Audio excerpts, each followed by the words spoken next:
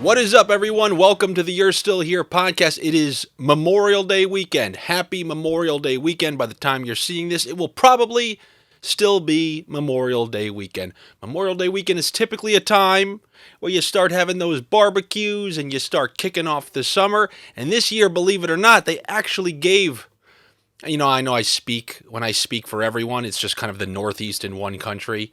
We could have a listener right now in Norway. I remember those guys writing to me from Australia. Well, greedily, just like most of the games that you watch on TV, it always is based around Eastern Standard Time. And my EST is Eastern Standard Temperature. In all the major Northeast cities, they actually gave us a legitimate summer weekend. So it is a summer kickoff of certain sorts. Now, for me, you want to know what really kicked off the summer? If you can look over my shoulder, it's on the TV right now. Here in Mr. Softee. And apparently around the rest of the country, it's called different things. But the ice cream man. But where I come from, there's one legitimate ice cream man. It's Mr. Softee. And then there's a couple of imposters just loading their truck with God knows what. It's the Jeffrey Dahmer ice cream men. But the legitimate ice cream man is Mr. Softee. And I heard his music out the window, but then I was actually thinking, like, does Gen Z, do they even get out there? Or even the kids who are younger than that? I feel everything is so TikTok oriented. Do they even go on the street and flag down an ice cream man? I think that people don't even do that anymore. Have you ever seen the Sebastian Maniscalco bit about when you used to have company and somebody rang the door, how excited you were, but now your doorbell rings? It's like, what the fuck? everybody scurries off to the side and hides because you don't want to answer the door. You have to turn and ask your family, you invite anybody over? You invite anybody over? Now, does that same type of premise apply when it comes to things like the ice cream man? Is a kid running outside with a fistful of singles? People don't even carry cash anymore. Or is Mr. Softee just like on Seamless and you got to flag down Softee and then he comes driving to you with your order already prepared? This is all what I thought of when I heard Mr. Softee's music outside the window the other day. Because I just have a hard time believing that it's still going down the old way. What percentage of people are even carrying enough cash? Actually, what am I talking about? You know Mr. Softee is accepting Venmo and PayPal. But I still want to know if churches are. You know, when they hand that basket around so that people can, drop $1 in or, they're hoping you give 20s. And are you allowed to take change? I know I've mentioned this before. If you want to give $5, can you drop in a 20 and start taking money out? How is that going to look? If you're taking money out of the donation basket because you want, that's like that episode of Seinfeld where George Costanza, gives a tip, but then he wanted the guy to see it, so he takes the money out, and of course he gets caught as he's taking the money out. But I always wondered if the church made updates, and now, the Lord accepts PayPal and Venmo. And I always wondered what testament that the PayPal and Venmo purchases could be found in. Anyway, I heard Ice Cream Man, thought about Gen Z, and I don't think Gen Z is out there buying ice cream because they're too busy breaking into people's houses, apparently. I try not to be a person who talks about what's going on in the news, but since this is a Memorial Day episode, it has to be somewhat dated. I saw there's some kid on TikTok, maybe Instagram. He's in England, I believe. He's just breaking into people's houses, sitting on their couch. Get into random houses, let's go. And I guess he's going viral because of it. Like, that's the new thing you do. And now you have people saying, like, what a shame society has become. No, it's been awful for a long time now. I already told you I used to be a scumbag. People are so awful, they changed the definition of what's good and bad. I'm magically a good guy now. Why? Because I show up to a party on time. I go, oh, it's your birthday on the 9th? All right, I'll come to that bar. I show up, and now I'm a great guy simply because I said I was going somewhere and showed up to a party. That's what constitutes a good guy. Now, I already talked about how last time you're considered an unbelievable person for taking a friend to the airport or picking up a relative from the airport, because apparently every scumbag out there, that's too much to do. I mean, do? You're gonna start driving them to the airport? This could just play right into that. Now we're just breaking into people's houses, and now that's just maybe that's the new normal. Maybe that's the new normal. But in all honesty, you know what I was thinking about when I saw that? There are a couple videos, maybe one or two videos out there. Now, unfortunately, I just saw these on my scrolls. I can't even link to them, can't even tell you what they were. But there have been some tragic instances of younger people, I swear to you, killing other people mistakenly, whether it's their car or they were texting and driving, and they have videos of these people. You know, they get arrested, and then they're being told, like, they're not, and then it's like the Gen Z minds are malfunctioning. They're like, no, but when can I go on TikTok? Well, like, when do I get my phone? And it's not registering. No, you're getting arrested, and you're going to be put in a room, and you're not allowed to leave that room. And then I was thinking about, how much I would pay pay-per-view stuff. I would pay the price of Netflix, Disney, all those things combined if I could watch a group of Gen Z people go to jail and not send them to jail for something they didn't do. People like these ones I just talked about, I would do anything to watch their experience in jail. A lifetime worth of being glued to your phone, and now you get a grand total of nothing. And now watch, to my surprise, you're actually allowed to have cell phones between 10 to 10 or something like that. But if you truly take away the phone from these Gen Z kids and you put them in jail, I want to see Gen Z in jail, the show. I would do anything. I would pay any amount to see the malfunctioning that happens if something like that were to go down. The problem is they're doing these shows like, influencers in a house living together and collaborating. No, I want to see them in jail collaborating. I want to see, but you can't tell them they're on the reality show, because if they're on the show, then it still just blends into their influencing. So I guess I want an illegal hidden camera show, because you obviously can't do that to people. You can't just, well, maybe they do, You waive your rights when you're in jail, right? Don't you not have a certain amount of rights? Yeah, it shows you the extent of my knowledge of the law. But regardless, whatever it may be, I know I saw on HBO, they have a reality show about getting into the University of Alabama sororities. Something tells me that they're not allowed to actually show what goes on. They're not, now I don't know what girls do, but they're not allowed to show you paddling someone's ass, the female version. They have to do the dial down so this can even be watched on HBO. Think about it.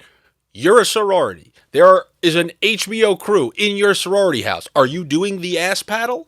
Now, I once again, I really don't even know what girls do. Like, what are the weird initiation things that they have to do? Do they do things like guys, like scumbags, where you have to just drink a full gallon of alcohol, run naked, do this? And I don't know, do guys even do that anymore? I don't know. I was never a fraternity guy. I never had to buy my friends. Oh, yes, there's a couple fraternity people cursing at the screen right now saying, I made brothers for life. I made brothers. Well, then what did I make? I've made friends for life, but I didn't have to pay any annual dues to them. But you want to know what I did? Pick them up from the airport, because I'm not a scumbag like the rest of you. I'm not driving him to the airport. In like 20 years, I really feel like people are going to be asking me, like, they're going to be treating my friends and myself like survivors of the Titanic. They're going to say, wait a minute, you guys went out on a Friday night? And you didn't have phones? You didn't have it? What did you do? Well, we just stood there and, looked around and talked about stuff and had a laugh. Really, I feel like we are not far away from being Titanic survivors, where people are going to be huddled around watching on their phones as somebody else is broadcasting this to them. But the last group of people who went out without the phones, like jumping in the dark night without the rope, we did it every single weekend. We went out with no. If you missed the spot, that's it. You had nothing to do for the night. You missed the location. You guys were all meeting up, and then that was it. You had to drift around town hoping you ran into people. That's how productive it was. But really, I think we're not too far away from that. And it's crazy how exponential the changes are. I know I've mentioned this in the past, but your great-grandpa told your grandpa how to introduce himself to somebody if there was a crush that he had, and then your grandpa said that to your dad. Your dad said that maybe to someone my generation, but now nobody could say, oh yeah, why don't you call her, tell her how you feel, as she never proceeds to answer her phone once and leaves you on red. Wait, what is leaves me on red? So I'm telling you, this gap between generations is the craziest of all time. And I know everybody always says that, but this time it's 100% the truth. A mother and father can't give their kids advice. It's crazy. It's crazy. That's why my friends and myself, the ones who bridge the gap, we are the true last of the Mohicans. We understand things on both sides of the coin. I know many times on this show, I've said some things. I have a insider, and that's a much younger, older brother. So I've had a true sneak peek into the stuff that's really going down there, because your average older person, not even older person, a person in your late 20s, they don't even know. They don't know what's going on. And then there was the legendary podcast where all of you had to learn the fact that pretty much every single college-aged girl has requests for their feet pictures in their Instagram DM right now. Right now, it's currently sitting in there. That person that you know, your neighbor's daughter, currently is being solicited for feet pictures in the DM. So you would say 9 out of 10 girls that you know. So seriously, that high. I would honestly, I would say 10 out of 10. Like, all of my friends that I know, even my little sister who's way younger than me, a minor. Oh man. I know, has gotten contacted. Now, of those 10 friends who have been approached, how many are willing to send some feet pics? I would say like 2 to 3. Well, then you know what? These guys are in the right business, because Yeah. they're throwing 10 out there, and if they're getting 3, Yep. usually that means of those 3, one is willing to maybe, what's the next step up after feet pics?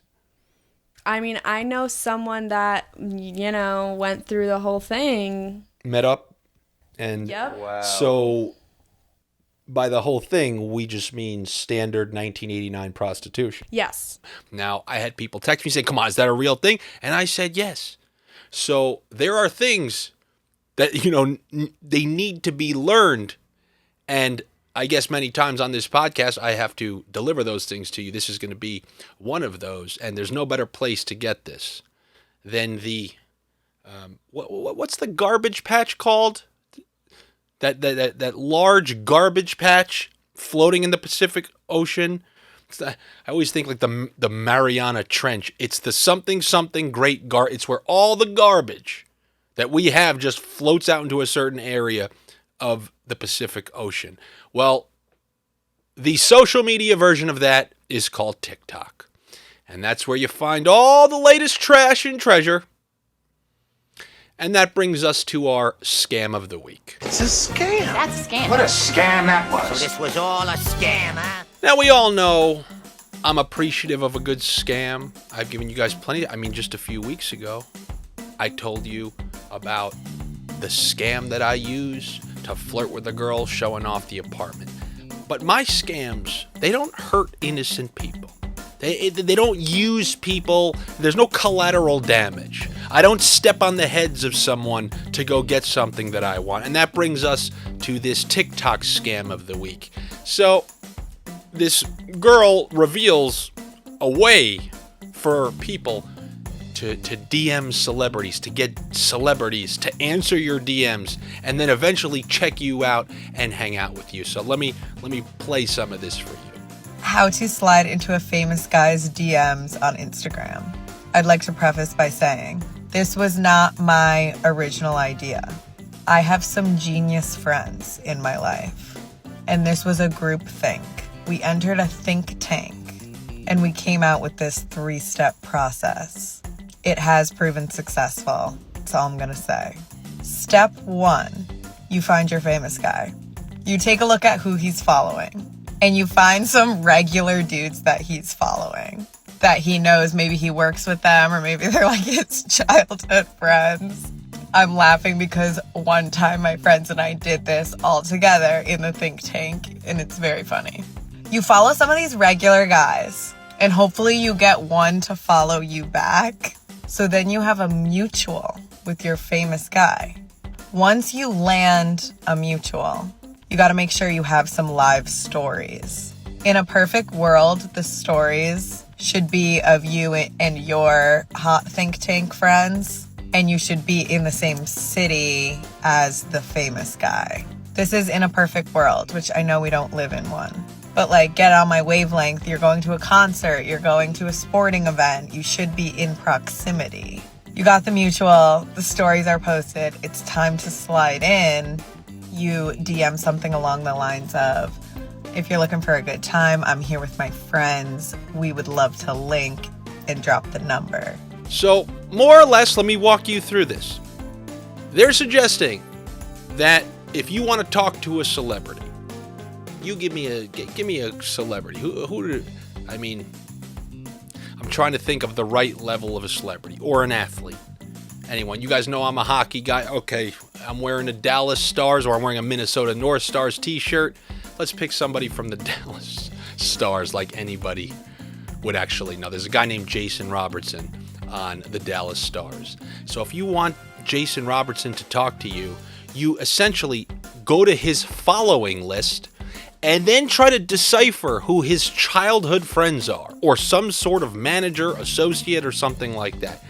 You friend a couple of those, and you hope that one of these people, who is probably just some regular guy in a town where he's a guy who hasn't been inboxed or requested by a hot girl like this in decades, probably ever. My guess is he never has been. So then he sees like, oh my God, who's this girl requesting me? And he accepts it, obviously. So now, after they get these regular schmucks who grew up with Jason Robertson or are friends with him to accept that request, then they slide in the DM of Jason Robertson, because when he sees it, Instagram's going to push it towards the top because they're going to see some sort of mutual friends, and the algorithm's going to think they know each other. So Robertson has a chance of seeing it, and then when he sees the DM and sees it's a hot girl, and then sees the one mutual friend, he's like, oh, I might actually know this girl through association, and I also probably shouldn't be rude if she's friends with so-and-so that I grew up with. And now he's a little more likely to answer. It's essentially using a Manti Te'o approach in reverse, where Manti Te'o looked up that Kawana Lalalili girl or whatever, and so, oh, hey, I have a mutual friend. It was as pre-calculated as they come, and as the court of law will tell you, premeditated crimes carry out a longer sentence. And once again, I reiterate, and maybe this makes me feel better about myself, I don't have collateral damage. I don't use people as pawns in my scams, in my romantic endeavors. On the other hand, this girl uses you, some random poor guy, some poor schmuck in a random town, uses his head as like a lily pad to just step over him and get to the person that she wants to talk to in Jason Robertson, coming off of a couple goal playoff performances. And now she's trying to weasel her way in there. So that's the scam of another thing that you probably wouldn't even think would happen. If I were to come into your office and say, you know what they do? There's actually this girl, and what she does is she goes to the following lists of people and she tries to isolate the childhood friends of that person and then requests them to get them excited, only so that they accept it, and then she eventually DMs the person that she wants to talk to, using them as a pawn to talk to them. You would think that I'm a lizard person. One of those lizard people I was telling you about, people who believe that under Antarctica is a group of secret lizard people controlling everything that goes on in the world.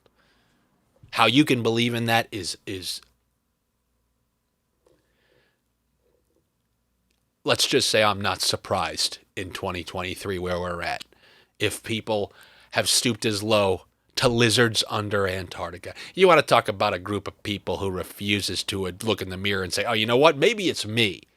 Maybe it's me. Oh, well, if the lizard people weren't living under Antarctica, everything I've wanted in life would have aligned differently. But, those lizards, they'll never let me get ahead. But yeah, that is going on. What I just told you is going on the Instagram, TikTok circuit. And you want to know what? I believe that people, married, engaged, whatever, they should be able to create dating app accounts. Not to meet people, not for all that kind of stuff. Decoy dating app account. Not to catfish people, not to screw people over, but just to see these profiles of other people who are out there. Look at these nuts. Because like I said, each year, exponentially, the generations are further and further apart. Somebody cannot recognize what's one generation under them, which has never been the case. And like I said, it's growing steeper and steeper. However, if we could all have dating app accounts, fake ones, just to keep an eye on what these people... Wait, what do you want? What are your turn-ons? What are you asking me to do? Just so you can see the profiles. I obviously did the online dating special where I tried to break down a bunch of the profiles, mostly in comedic fashion, but just to keep you people involved, you should create a... Even if it's for... in a way that won't get you in trouble with your significant other. You should be able to tell your significant other. Like, everyone has a fake account, so you can see what these people are doing. I guess, does that indirectly qualify for my scam of the week? To spy on a generation by creating a decoy dating app account? Oh my God. That's not even one. Can we go to another TikTok scam of the week?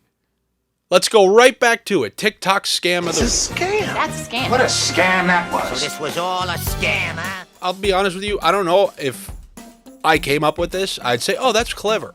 But because it's not me, I'm like, what a scumbag. This one doesn't use other people as lily pads, but it inflicts temporary pain on the person who eventually is sought after. So let me explain it to you. There's this girl. I'm gonna try to find the clip. This girl in college said the best dating advice was to make a fake profile on those dating apps and then catfish a guy into a first date. She said when he shows up for the date, the fake profile is obviously going to stand him up because she doesn't exist. That's when she would swoop in and work her magic. She said the guy would feel dejected because he got stood up, but he's also ready to go on a date. Right before he's about to leave and go back to his car, she would stop him and ask him for something dumb like directions somewhere. This is the level of pre-calculated crimes that are going on out there. She would have a full catfish account, but according to her, she's not that unattractive. Let's just say she's a 5.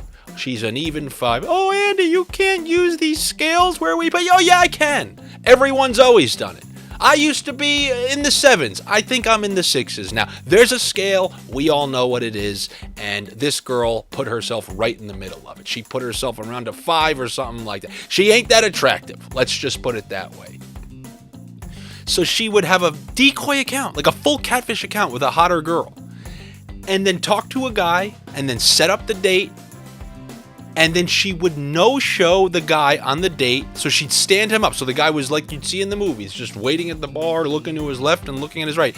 And then after he was about to, like, give up hope and leave the place, like, oh my God, I just got stood up, he was depressed, the real her, who was, who probably wouldn't have been able to get this guy, like, inadvertently will stumble by the guy and maybe say something like, oh, hello, because the guy is at, like, a low and he's willing to do something that he normally wouldn't have because he's currently depressed about the dating situation. Meaning, like, I didn't get that girl. Oh, my God, I would just love to talk to someone right now. Oh, well, you know what? It's better than nothing. I'll talk to her.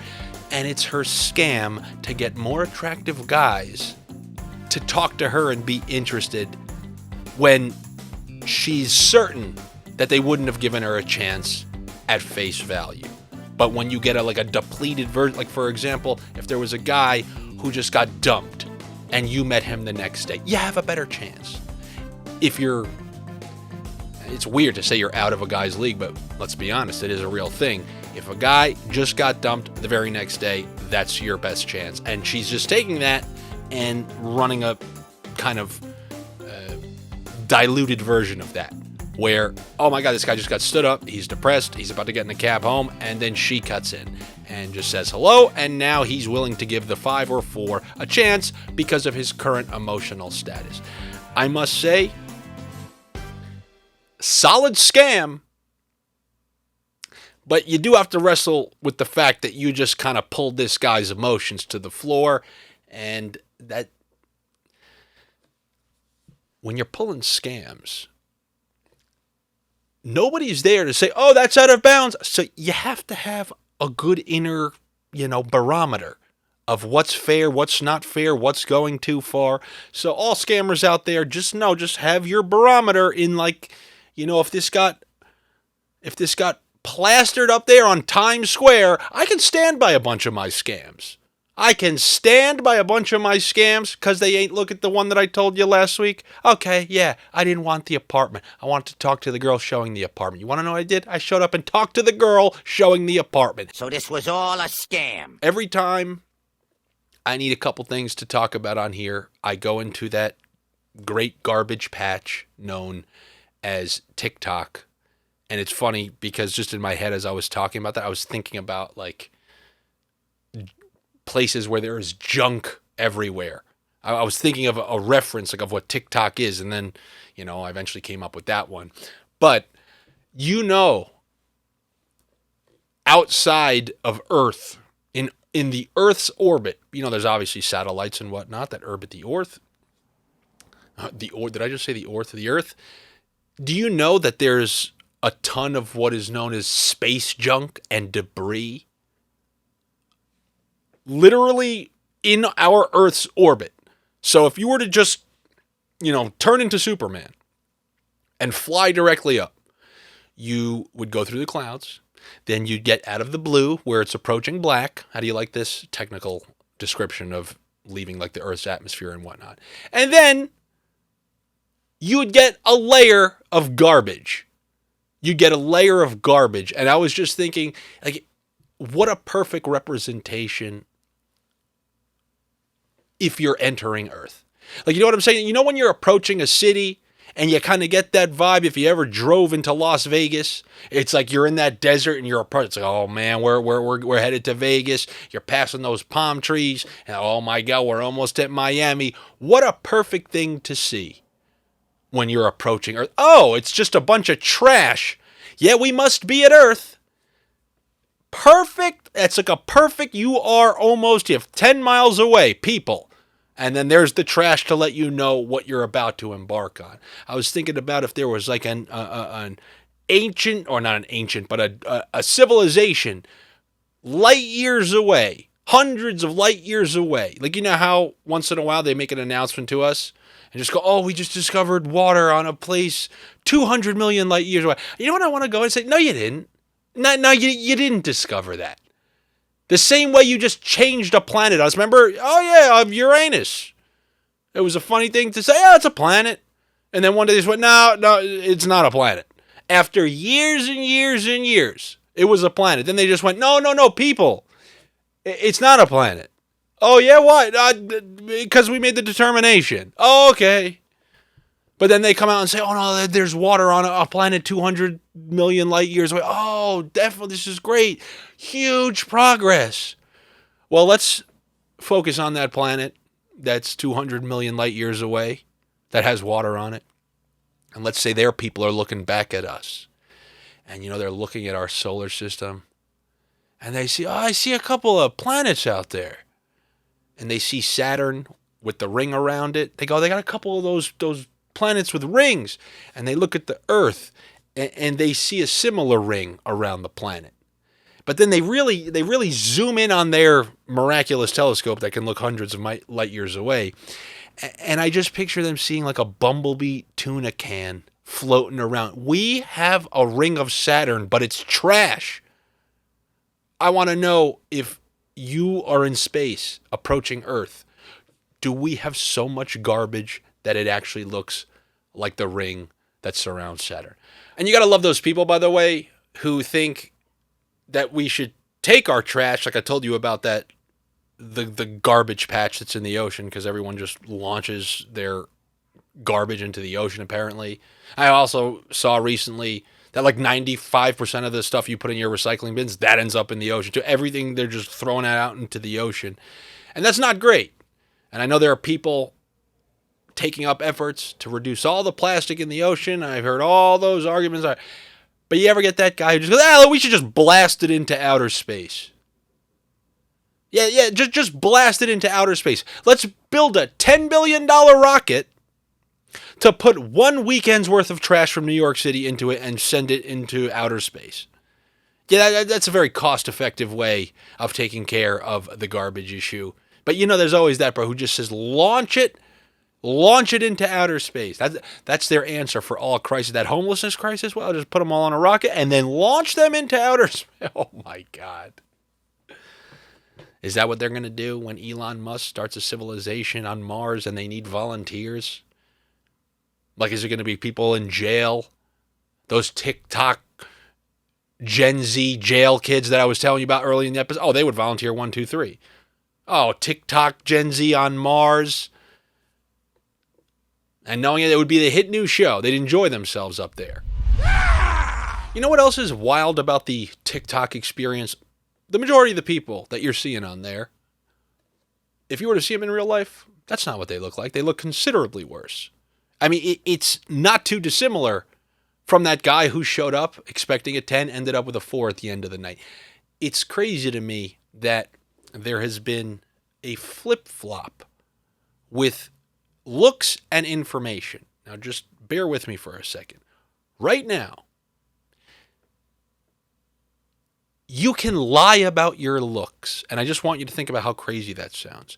Your looks can be lied about, but information, not so much. Now, when it comes to politics, yes, people can try to slant everything, but you can't lie about how many goals were scored by this player in 1999.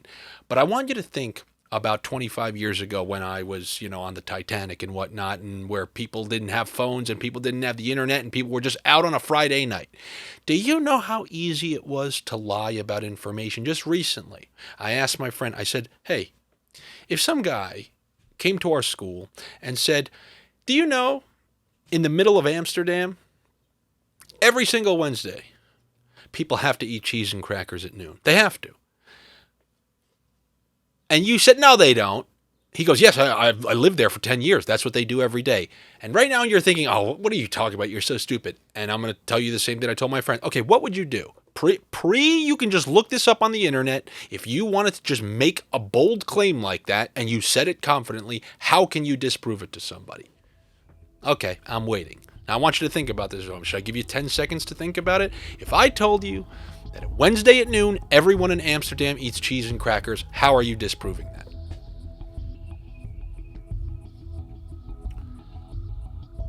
Okay, now I'm going to take you through the process of what my friends do, and they were collaborating. They're like, okay, well, I would go to the library. I go, and then what? So now you've walked in the door of the library. What are you doing?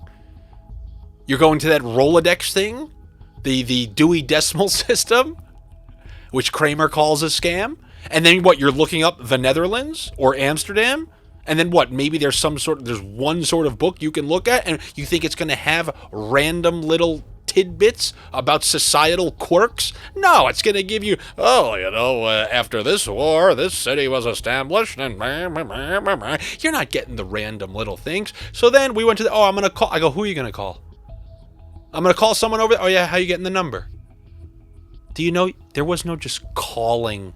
You didn't just pick up your phone and went, dee, dee, dee, dee, dee. Oh, now I'm calling Amsterdam. You go, we get the phone book. And then you'd look up what? What would you look up in the phone book? There's no international numbers in the phone. You call the operator. Do you remember that, by the way? The operator? You called 0 and some person was, yeah, well, what can I help you with? It was like universal help. Can you still call the operator?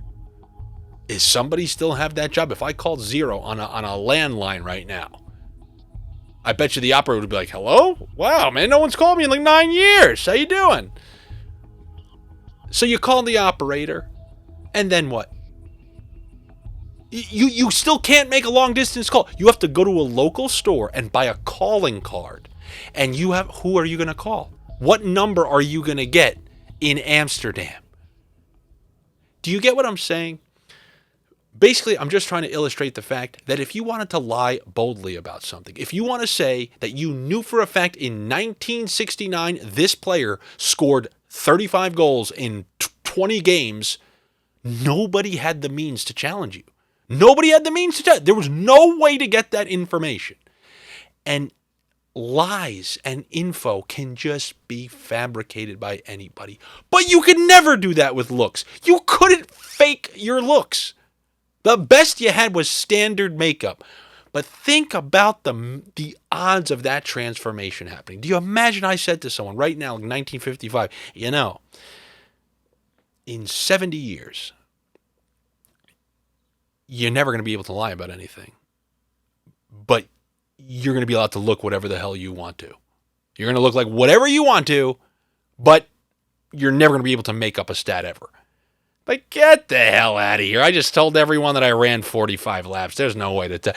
And think about that change. It's really, if you slow down for a second and think about it, statistics can't be lied about anymore, but what your actual looks are can. That's a crazy way to end this one. Huh? So think about that. All right, everybody. Always a pleasure here. Hope you enjoyed your Memorial Day weekend with Andy. Go get yourself some ice cream courtesy of Mr. Softee. Always a pleasure. I told you when the Stanley Cup Finals are over, you're going to be seeing some more of me. They're almost over. We're almost at the final. We're a couple days away. And then I'll have more time to crank out some content to you, which means more podcasts, more parodies, more comedy, more this, more that. And how can you access this? Very simple. Wherever you're listening to this, make sure you're subscribed, click the notifications, tell somebody, tell your dad, he might like some of my stuff, who knows? I was just talking about 1955. He might be interested. There's like Doc Brown time. It was 1955, 1985. Anyway, make sure you're subscribed. If you're on YouTube, click the notification bell, all that fun stuff. Come follow me on Instagram. It's at Andy Francess on all social media platforms. That's the beautiful thing. You only got to remember one. Andy, France like the country, double S, and it's not a gimmick, it's just an easy way to remember it. I will be back with you guys next week where we're going to talk about a whole new series of garbage, the same type of garbage that's rotating around the earth and that you will find on TikTok, but hopefully you will be there to enjoy it. I will see you then. Take it easy.